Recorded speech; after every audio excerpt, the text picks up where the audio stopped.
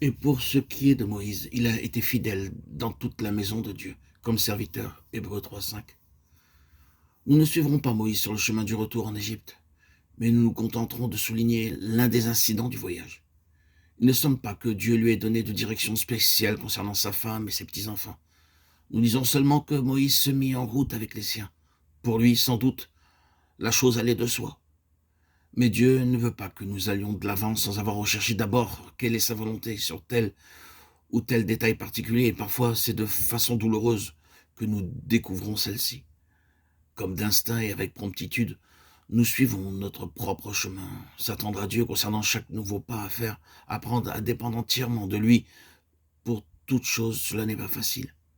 Il est certain que Dieu aurait pu dire à Moïse, s'il avait voulu qu'il en fût ainsi, retourne avec ta famille en Égypte. Il ne le lui dit pas. Il permit cependant que Moïse se mit en route avec sa femme et ses enfants. Mais est-il écrit en un lieu où Moïse se retira pour la nuit? Dieu le rencontra et voulut le faire mourir. Exode 4, 24. Ce qui suit prouve qu'il avait désobéi à Dieu au sujet de la circoncision et que sa faute avait été causée par l'opposition de sa femme, Séphora. Dieu ne transige pas avec la désobéissance et il pose sa main sur Moïse de façon si manifeste que Séphora est obligée de reconnaître la cause du mal. Elle circoncit son fils.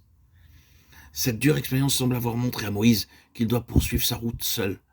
Séphora n'aurait pu l'aider dans la lutte qu'il devait bientôt soutenir contre les puissances des ténèbres. Peut-être même ne l'aurait-elle pas compris. Les paroles amères qu'elle prononce contre son mari montrent assez qu'elle aurait pu devenir une cause de sérieux embarras pour celui que Dieu envoyait. Moïse décide donc de renvoyer les siens à Jéthro, puis, seul, il s'avança vers l'Égypte. Un pas à la fois, c'est assez pour chaque jour. Lorsqu'il se tenait devant le Seigneur, Moïse ne prévoyait pas qu'il devrait se séparer de sa famille. Averti par Dieu, Aaron vint à la rencontre du voyageur. Ensemble, ils s'en rendirent auprès des anciens d'Israël. Et le peuple crut, est-il écrit. Dieu rend des témoignages selon sa promesse à celui qui l'envoyait.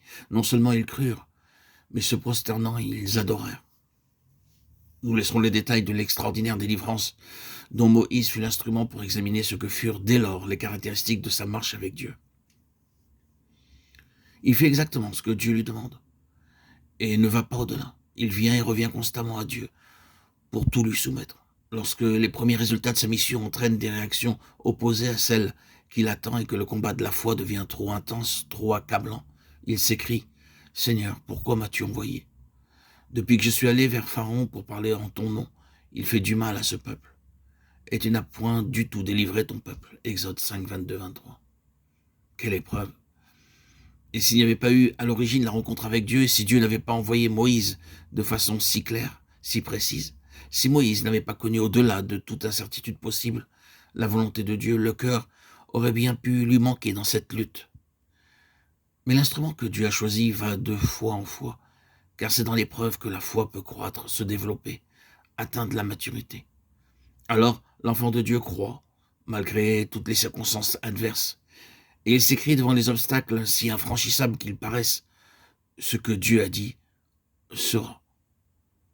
Dieu alors transmet à son fidèle serviteur un message plus précis pour son peuple opprimé, message où, à cette reprise, il affirme sa volonté de délivrance et de bénédiction, la volonté de celui qui est l'alpha et l'oméga. Je suis l'Éternel. Exode 6, 6, 8.